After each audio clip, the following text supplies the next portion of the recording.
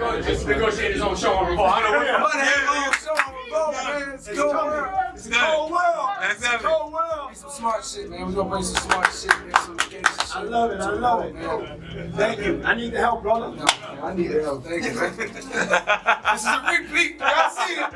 It's happening. Another day, another abuse allegation against one of the biggest names in hip-hop, Sean Diddy Combs. Since November 2023, the rap mogul has been scrambling to clear his name. Cassie Ventura was the first to speak out, and since then, several others have come forward accusing Diddy of manipulation and extortion. Colleen, we are standing outside of Diddy's home, and yesterday it was filled with Homeland Security agents and law enforcement. Today, it's just media, but as to where he was during those raids is still unclear. A raid carried out by dozens of Homeland Security agents at Sean Diddy Combs' home in Holmby Hills Monday, raising questions. It's safe to say not a lot of people know what's going on, and I'll bet he doesn't really know what's going on either. His mansion at the center of a federal sex trafficking investigation led out by the HSI Southern District of New York, according to law enforcement. A similar scene at his home in Florida. HSI agents in Miami and Los Angeles seen assisting the search, seizing a number of electronics, according to law enforcement. Agents seen bringing boxes out of his LA home, even looking through cushions in the outdoor pool furniture. And it was there where his two sons were detained for a period of time, but not arrested. Photos obtained by ABC News capturing Diddy's Love Airjet in Antigua. No information about who, if anyone, was on the plane. But his legal team hit back with one main question: why now? Well, maybe now is just the right time to finally take on Diddy. Thursday, and just over 24 hours later, they settled. And they both say that they've settled it amicably. Which means no huge public trial, but it does raise a question. If he was really this concerned, knowing what she was alleging, why didn't he settle it the day before she filed? Because he didn't think she He would. called her bluff. If her bluff is, I'm gonna file a lawsuit. And he said, no, you won't. Why would he say that? Because he's Diddy. Cassie walked away the very next day after settling her lawsuit. Diddy's lawyers quickly jumped in, trying to downplay the situation, framing it as nothing more than a lover's quarrel between two people who ended a decade-long relationship on a sour note. In their view, the $30 million settlement was merely about settling an old debt. Well, he gotta fight him. He gotta fight him. No matter how big, how small, he gotta fight him.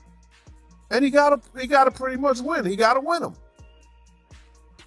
Because if he lose them and they come with the proof, bruh, he will be totally ruined. He gotta fight those lawsuits. And if you know what I know, he's gonna fight him. What you mean by that? What you know? Like I said before, man, I was getting calls from females that stated that they had situations that were, I'm trying to put it in a way, there were situations that if law enforcement individuals heard it, they had, Puff had broke the law with them. So he had committed a crime. And in doing so, if those are the females who went and found the lawyers to take their case, he's going to be facing criminal charges because the act in which they explained to me were criminal acts. The drugging, the touching, the rape, the raping, all that. So now, I'm not gonna mention the lady's name or put them out there because they are prominent people in the community now. Since then, Diddy's lawyers have accused every victim coming forward of simply trying to cash in.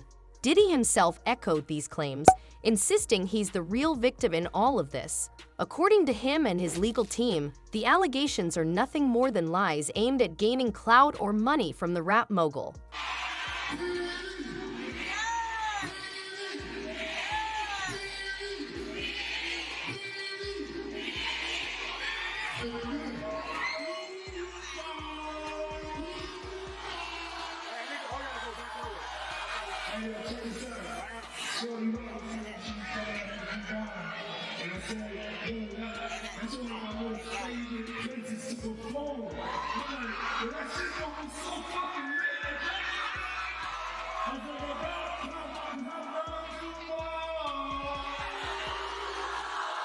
Despite the mountain of accusations against him, a handful of Diddy's fans remain loyal. For them, it's hard to accept that someone they've admired since the early 90s could be capable of such serious crimes.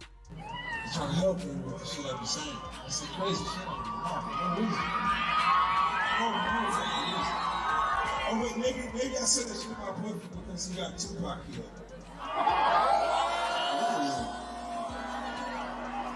I thought it was for real reason, but it was still that. Here's the thing though, Diddy hasn't just been accused of sex crimes. The rap mogul has also been accused of orchestrating deadly attacks. I'm gonna keep it real with you, guys. I don't know how they gonna prove it. I doubt if they could be able to prove it, unless, and this is what I keep telling people, he didn't pay Cassie for what she knew. I mean, for what she said, he paid her for what she didn't say. Because if you already they say the lawsuit had already been out there. So she basically leaked. And that she leaked was horrible. So I guess that she didn't tell us was about. So imagine what that she held in was about. You get what I'm saying? Because she had to have some leverage after you done told everybody, now why would I pay you? If paying you get what I'm saying? Well, yeah, but I paid you because I need you to shut up. Basically, you let a little air out the tire, but you let me know that I got the real information. Remember that night you said, oh yeah, because you see what he did with Lil Rod? He told Lil Rod, oh, I did it, I did this, I did that. So it ain't far-fetched for him to be done told Cassie way more than that, if that's the type of character you are. So you gotta understand, people who have never shot nobody, they gonna talk about shooting the same person every time they get a chance.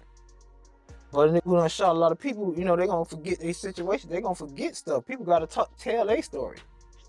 Trust me. They gotta, yeah, you ain't gonna remember if it's what you do. You ain't gonna remember unless you sitting with the homies and y'all like, man, you like, oh, I forgot about that. You know what I'm saying? But a nigga like him, so you know it gotta be true because this is what I be saying about the details and lies. People still remember Tupac and Biggie Smalls' murders as one of the darkest periods in hip-hop. Despite federal investigations, both cases went cold.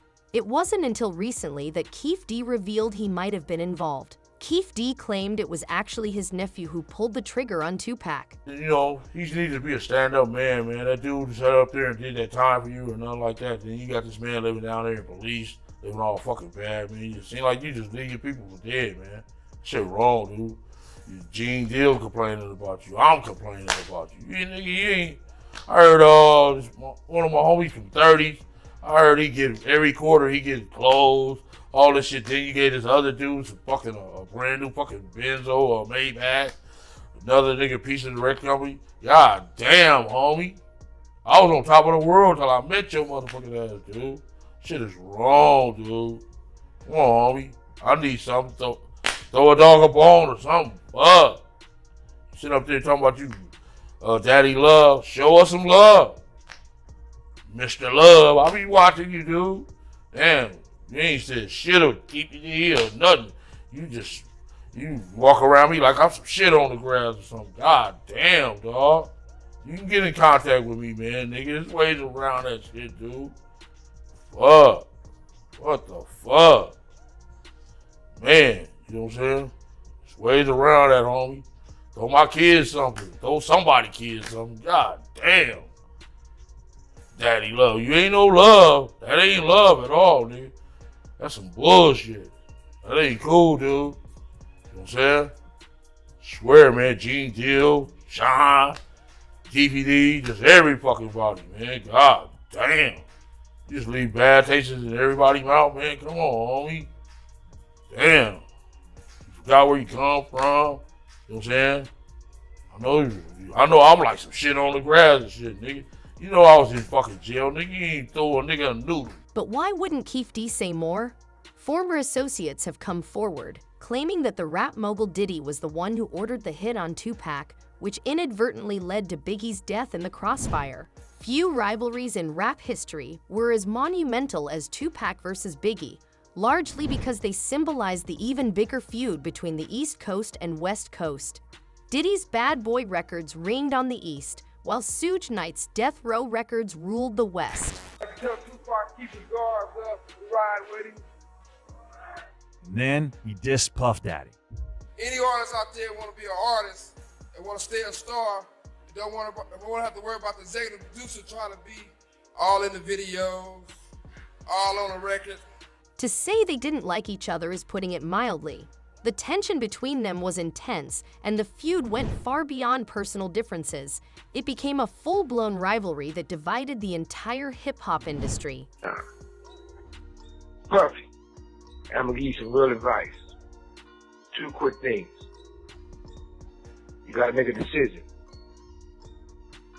When you go to prison, either you're gonna be standing up pissing or squatting sitting down pissing. I advise you to try to take the first one, because if you squatting pissing on the seat, you know what that means. Oh yeah, by the way,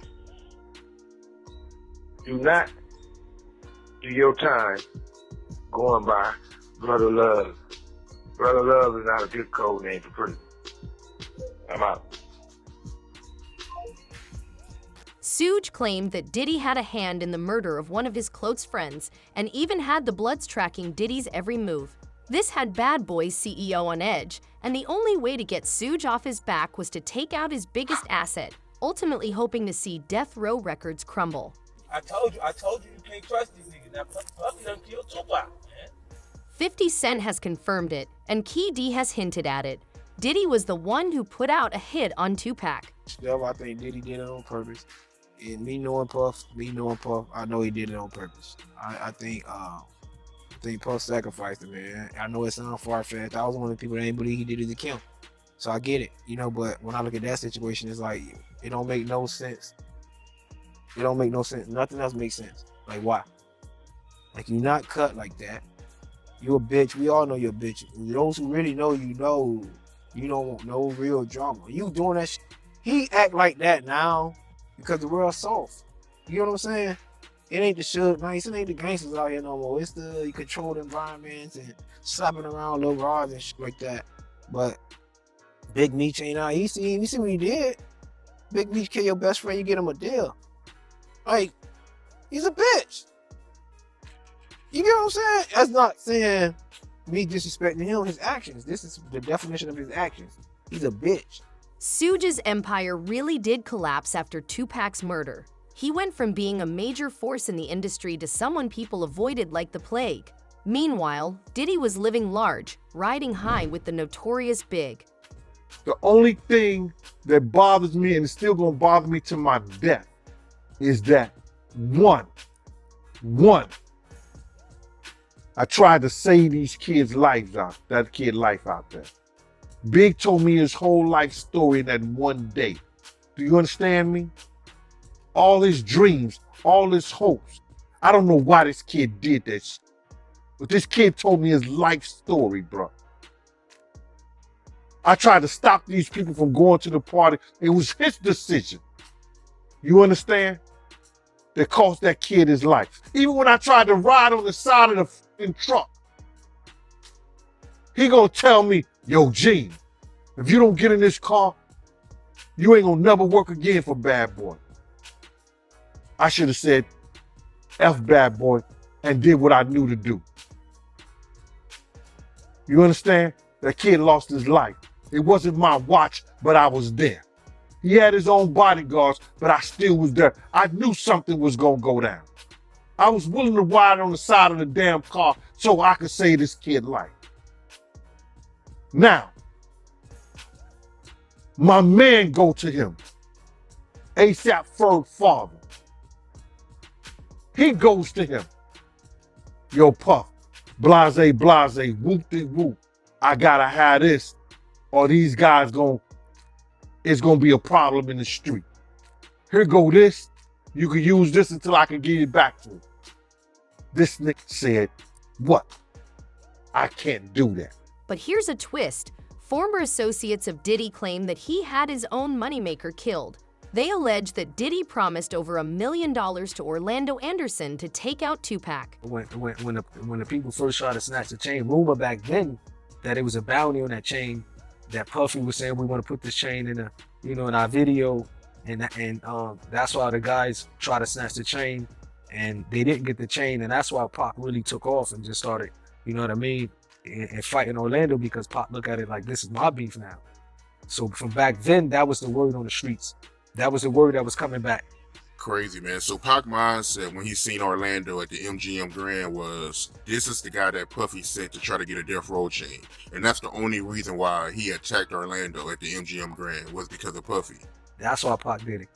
Because he was looking at it from a standpoint of view, like now, some people might say, oh, he got caught up in gang beef. At the end of the day, it's gang beef because, he was mainly with the Bloods, the Pirus, and they were Southside Crips from Compton, but Pac did it because he thought this was an individual trying to snatch a chain to give back to Puffy. So Pac, like, that's my beef. You know what I mean? So let me show that I'm all in I'm with you guys on this one. But Diddy never paid up. Sources suggest that, knowing police had footage of Orlando Anderson and Tupac clashing at the MGM in Las Vegas, Diddy figured it would be impossible to link him to the case. So he didn't see the need to follow through on the payment. Now, it was this documentary that claimed, which we know wasn't true. Yeah, check this out. We don't talk about things that are nonsense. We don't even entertain nonsense, my brother. So we're not even going to go there, with all due respect, but I appreciate you as a journalist asking. Thank you. Because listen, 7 years ago, I'd have been like, yo, did you hire somebody to kill Pac? But no, you do it like a journalist. Yeah, no, I mean, we wouldn't even get into nonsense like that. In the documentary, claims were made that many know to be false. The response was clear. We don't entertain nonsense. My brother, we won't even go there. I appreciate your journalistic approach, but 7 years ago, I would have answered differently. Now, though, we're not diving into such ridiculous claims. For a fact that Puffy was involved with, the Southside Crips, but, we don't really know the involvement, how far it went, you know what I mean? We don't really know if he really was part of it. Like Keefe D said that he was, he paid to get Pac and Suge, we don't know though, you know what I mean? Like, I still gotta be just, even though if I don't really, hold Puffy in high regards, or if I look at him a certain way, doesn't mean I can just openly say things that I don't know, you know what I mean? Because we do know that he was with him. We do know he was using him for protection. But Keefe D said that Puffy paid him. You never know, you know what I mean? I believe when he said that, Puffy was scared to come to LA and he was scared of it. We know that, you know what I mean? Like he's a very scary person, so that makes sense. You know what I mean? But as far as to say, I wouldn't put it past him, to be honest. If you want to know, I wouldn't put it past him. But we don't know, you know what I mean? We don't have no proof to say, I can't really say Puffy has something to do with it because there's no proof there. Other than it was a beef going on. You know what I mean? Other than it was a beef going on between, Death Row side and Bad Boy side. Everybody know that. That it was some beef and it was, East Coast, West Coast rivalry. But to go as far as say, we don't know.